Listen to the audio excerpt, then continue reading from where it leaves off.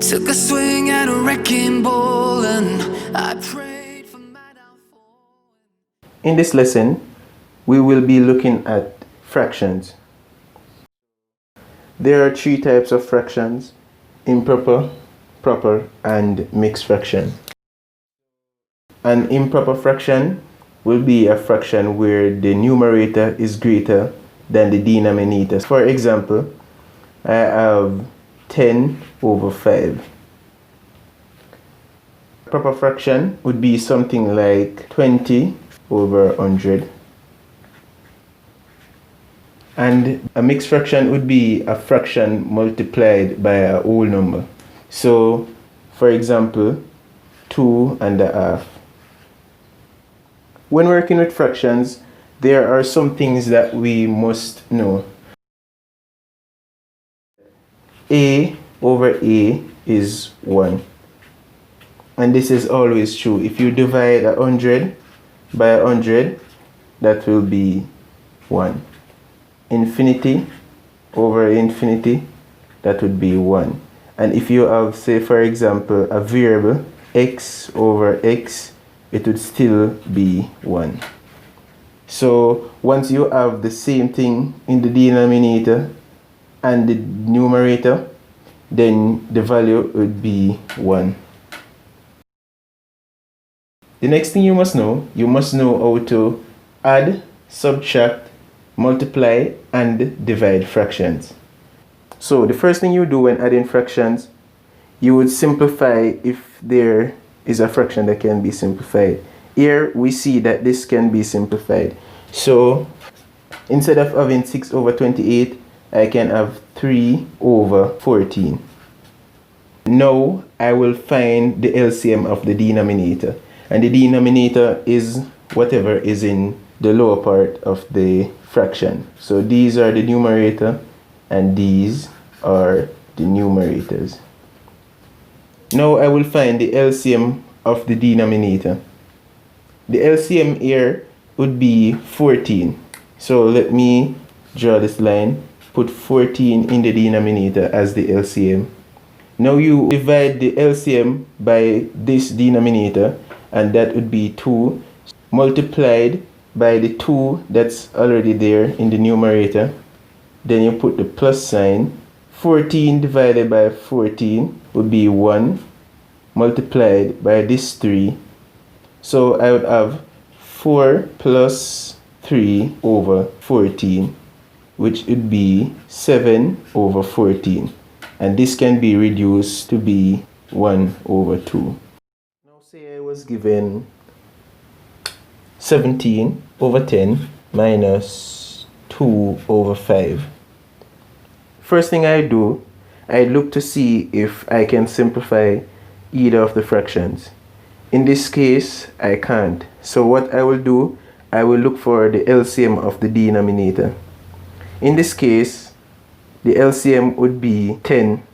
Now, 10 into this 10 goes 1 time, multiplied by the numerator 17, minus 5 goes into 10 2 times, times this 2, giving me 17 minus 4 over 10. And 17 minus 4 would be 13, so 13 over 10 for my final answer. For our next example, say I was given 32 divided by 6 minus 15 over 4. First thing I do, I look to see if I can simplify any of the fractions. Here, I can simplify this. So I can have 16 over 3 minus 15 over 4. Now, I would find the LCM of the denominator. The LCM of 3 and 4 would be 12. So I'd go ahead and put 12 in my denominator. 3 goes into 12 4 times, so I'd have 4 times the numerator, which is 16, minus 4 into 12 goes 3 times, times the 15. 4 times 16 would give me 64, and 3 times 15 would give me 45, all over 12. Now when I subtract this, I'd get 19. So I'd have 19 over 12 for my final answer. Now say I was given 2 over 6 times 3 over 4. When multiplying, all you need to do is multiply the denominator by the denominator and the numerator by the numerator. So 2 times 3 would give me 6, and 6 times 4 would give me 24. Now, even though this is correct, I can reduce this to giving me a quarter, because 6 goes into 6 one time and 6 goes into 24 4 times. So this would be my final answer.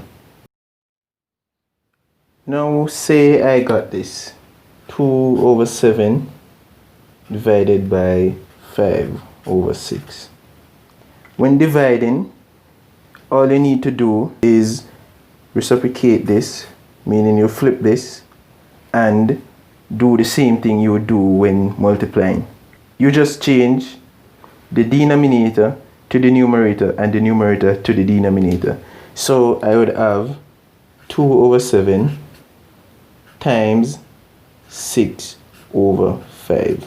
Now I'll do the same thing as if I was multiplying. So 2 times 6 would give me 12 over 7 times 5, 35. And this can't be simplified any further, so this is my final answer. Now say you have 32 over 6 and they are told to write this in its decimal form. What you do, you would divide 32 by 6. So you would put the divisor here, which is 6, and dividend, which is 32, you would put it right here. Now 6 into 32 goes 5 times. 5 times 6 is 30. You subtract this, you get a 2. So 6 into 2, you can't. So what you do, you'd put 0.0 here and treat this 2 as 20. So now 6 into 20 goes 3 times. So you put a 3 right here. And 3 times 6, 18. So 1.8. Subtract this, you get a 2. Well, the 2 you get a 2. The 2 should be here. Now you do the same thing again. And we know that 6 into 20 goes 3 times. So we put a 3 here again. So if I'm supposed to do this, I'm going to have this being repeated. So I would have an x3 here. But I can't just write this here. So I'll have to put the decimal point here. So because I use the decimal point for this first 3, I'll put the decimal point right here.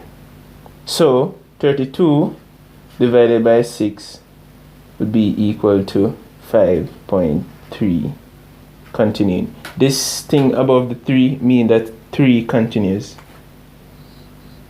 Let's do an example. Say I have 1 over 2. The same thing goes, I would divide it to get it in its decimal form. So I'd write my division sign, and I put the divisor here, which is 2, and the dividend here. Now 2 can't go into 1 because 2 is greater than 1. So what we'll do, we'll put a point here again as before and put a 0 and treat this as 10. So now we say 2 goes into 10 5 times. And because we put the point here, we put back the point here because 2 would go into 1 0 time. So 1 over 2, which is an half, is equal to 0.5.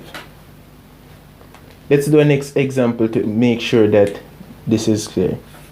Say I have 1 over 3, for example.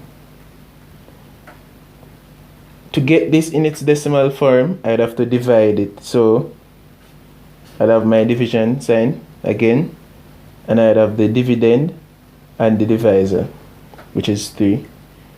3 can't go into 1, so I put a 0.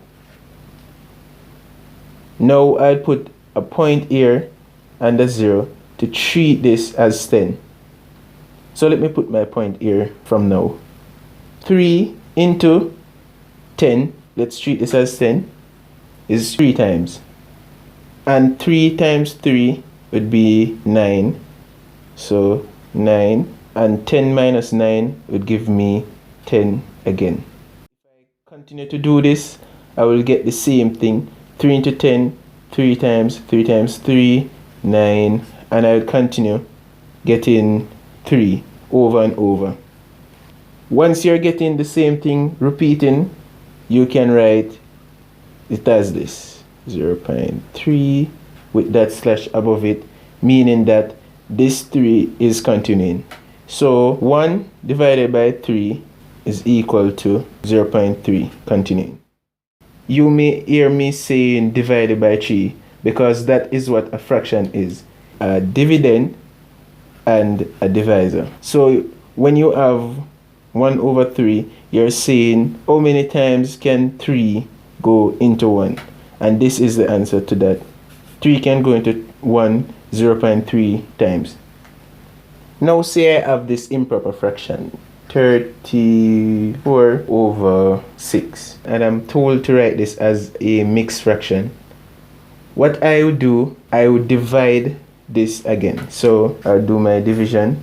I'll put the dividend here. The dividend is 34 and the divisor is 6. So how many times does 6 go into 34? 5 times. 5 times 6 is 30. So the remainder is 4. Now when you write this fraction as a mixed fraction, you would have the 5 in front. So whatever you have for your quotient, you will have that in front, times the remainder, which is 4, over the divisor, which is 6. So 34 over 6 as a mixed fraction is equal to 5 and 4 over 6. This is not a point, this is saying it's multiplying. So it's the same as if I have 5 and 4 over 6. Say you have 102 over 10, for example. You would have your division again. So you put your divisor here, which is 10, and your dividend, which is 102 here. So how many times does 10 goes into 102? 10 times. 10 times 10, 100, and the remainder 2. So as before, you write your quotient first, so 10, and for your numerator, you would put your remainder 2. For the denominator, you would have your divisor 10. So 102 over 10 as a mixed fraction is equal to 10 and 2 over 10. And that's it, guys, for this video. Thank you for watching. Took a swing at a wrecking ball and I prayed.